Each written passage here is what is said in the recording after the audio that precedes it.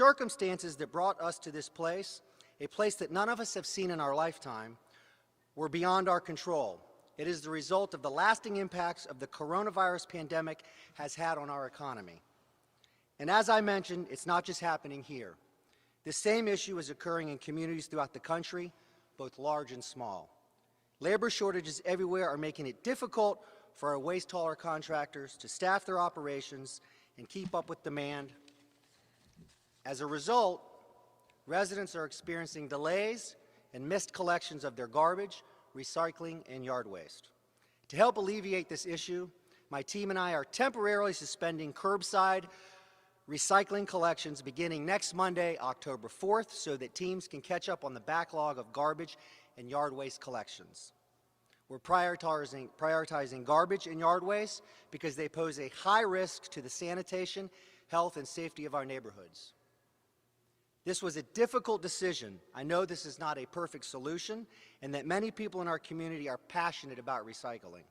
This is why we're standing up 14 recycling drop-off sites throughout the city where residents can bring their items for collection. We'll provide those sites to you to report. These sites will be open Monday, October 4th, and will be open Monday through Saturday, sunrise to sunset.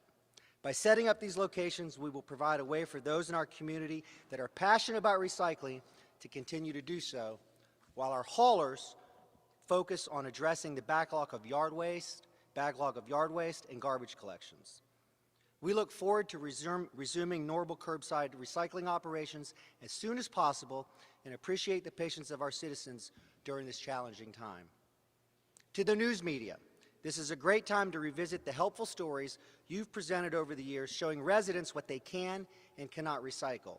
While we continue to share these guidelines through multiple avenues, your reach plays a significant role in helping provide this important information. Will Williams, Chief of the Solid Waste Division, is here today to answer any recycling questions you have. Today's announcement is one of many ways we're working to address this issue. At tomorrow night's City Council meeting, my team will introduce legislation for the creation of a yard waste transfer station that will assist us in reducing run times and increase the pace of collection of yard waste. The legislation will also include a fee reduction for residents that prefer to drop off their yard waste at the Trail Ridge facility. Costs would be $1 total for up to 500 pounds of yard waste. The site would accept yard waste from citizens Monday through Saturday. I look forward to working with Council to get this legislation through the process as quickly as possible. Thank you for being here today. Before I conclude my remarks, I do want to acknowledge the tremendous work of our Public Works and Solid Waste Division and from the team at our 630 City Call Center. This has been a difficult time for them and our citizens, but they remain committed to serving the people of this city. Many of our solid waste crews, along with employees who have volunteered from other departments, have been working 7 days a week and busting their asses covering the routes missed by private haulers. I want to thank all of you. I truly appreciate your work and your commitment. Now please welcome my friend and my colleague, City Council President Sam Newby, to the podium.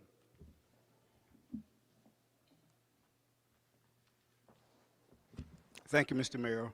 First of all, I want to acknowledge my colleagues who are here, Vice President Terrence Freeman, Finance Chairman Mr. Ron Stellum, and TEU Chairman Ms. Joyce Morgan. Thank you to the Mayor for his leadership on this crucial issue. The problem with garbage collection and yard waste is a matter that affecting every council member on the City Council. We have received calls and emails complaining about missing collection.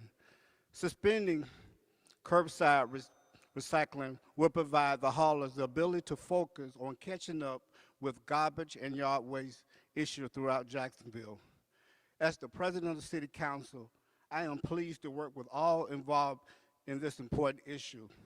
I will also be co-introducing legislation will be introduced at tomorrow's council meeting to help alleviate this problem. These are just some of the beginning steps to solve this problem for our citizens, and I can guarantee you City Council will do everything we can to help solve the issue. Thank you and God bless.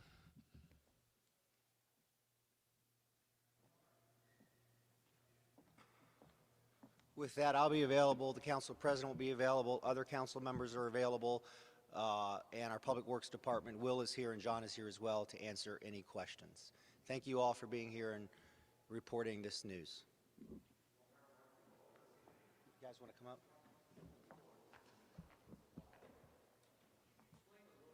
How this is going to work. You're doing away with recycling. Can you still use the bins to put out the trash? Can you put the trash in there? And people are just wondering, are there going to be limits of what you can do?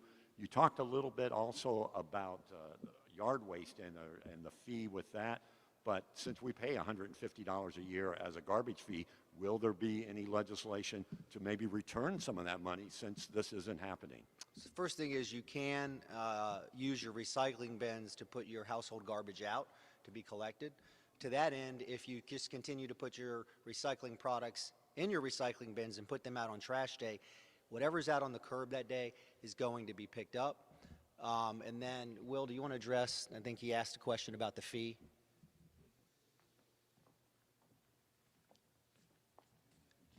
I know I heard a few of the council members talking about the fee. There will be no refunds of the fees.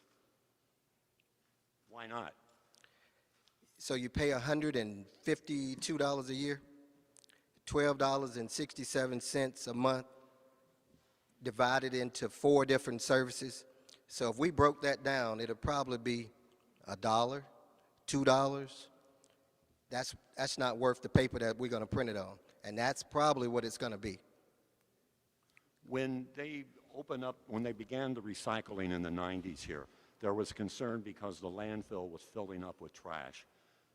What's going to happen now? Is this going to cause problems at Trail Ridge now that you're going to be dumping of the recycling into the landfill right now? What's the situation? What's going to happen? Jim, we have about 25 to 30 years on our landfill lifetime. That will not hurt the landfill. But what we're going to do, we're going to still focus on recycling. That is why we're setting up the 14 locations throughout the city. We understand on the locations, those are going to be opening up next week to do that. I mean, people are going to be concerned. They're going, you know, why is this happening? Why? I mean, we understand it's a national shortage, but they believe, and the emails we're getting is, why didn't they address this earlier? They saw this coming, that they could have handled this before. Jim, it's kind of hard to speak for the haulers. The haulers has been hit with the pandemic. It's hard for them to hire people, so it's challenging for everyone. So we're not neglecting anything. We're going to make sure we do our jobs, and we're going to make sure we pick up what's at the curb. Let me just add real quick. And Jim, let me just add. So a couple of things. Our costs, city costs haven't gone down. So if legislation would be introduced to refund to citizens, services would have to be cut elsewhere. I mean, the budget is balanced.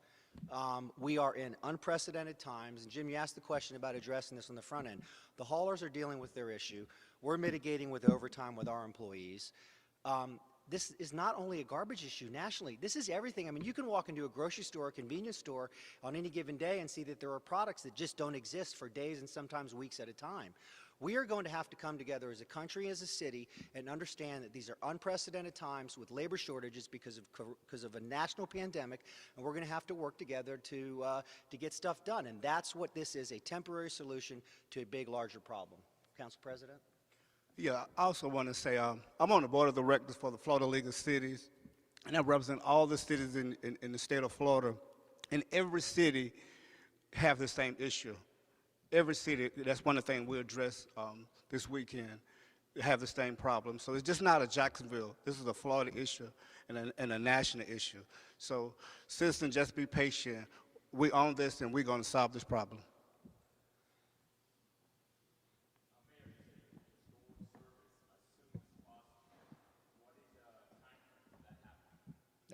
We don't know.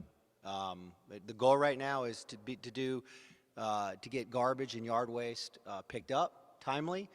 As I said, that is the highest risk in terms of sanitation to people. And when we get labor back and the haulers can get their employees moving timely, we'll restore recycling. But for now, this is a temporary fix. I would also add, you guys have covered the stories. I did it a couple of years ago. I rode with the picking up recycling, which is why I said to remind. But you guys reported the stories. Many people mix things in their recycling that can't be recycled, which has become an issue in and of itself, which made this not an easy decision, but an easier decision to prioritize garbage and yard waste over recycling. So I know the city's had JSRD and other staff members collecting OT then to go ahead and pick up some of this yard waste. Do we know in total, is this going to help cut down on some of those OT hours for JFRD and other staff members? I'm sorry, I missed the last part of that. Yeah, just the fact that I know the city's had other city staff that have come JFRD to pick up OT extra hours to just pick up yard waste. Is this cutting down on some of those OT hours as well, the temporary solution? Yeah, Will.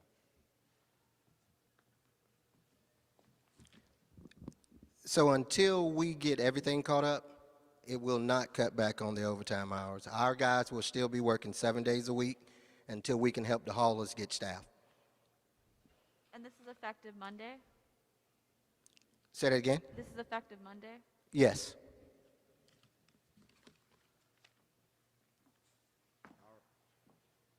Yes, are there going to be any resources to teach the community the importance of recycling? Many people right now may feel frustrated. As we saw on Friday night, there was some trash dumped in front of City Hall. What are we doing to make those people aware that they need to be part of the recycling effort? Because some people might say, I don't care, I'm going to just dump it, go to the landfill.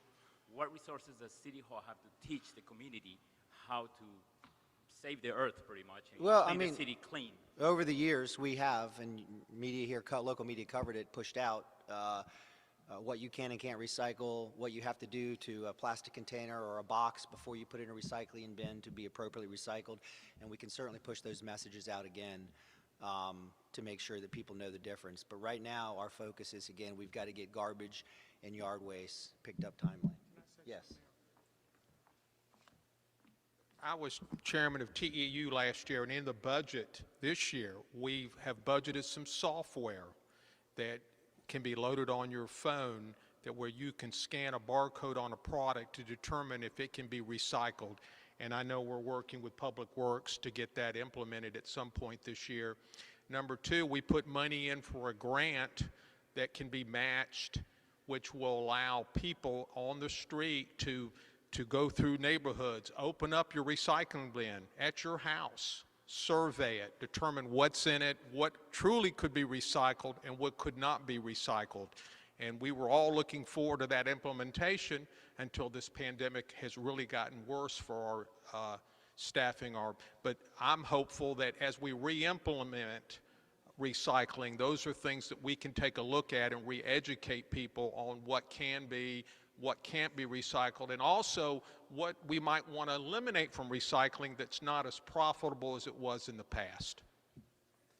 Thank you, Mayor.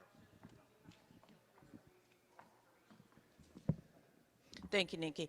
I would also like to say, just to follow Councilmember Salem, this year I am the chair of the Transportation, Energy, and Utilities, but I also serve on the Neighborhoods Committee as well. And I just consider myself to be really, really engaged in the trash situation. Keep Jacksonville beautiful, recycling, all of that is very, very important to me, and it has been for the 6 years I've been on council. So to see us get to this point is very disturbing to me, but the handwriting was sort of almost on the wall. So now that we are here, we have to treat this as a nonpartisan issue, get on the ground and do what we have to do. As Councilmember Salem said, I'm in talks with Will Williams all the time and Public Works Director John Pappas about these issues. Recycling is very, very important to us, and even though we know that we're not making the same kind of money on recycling, that doesn't mean that we don't need to recycle. Conservation is important to all of us, and so we will continue it.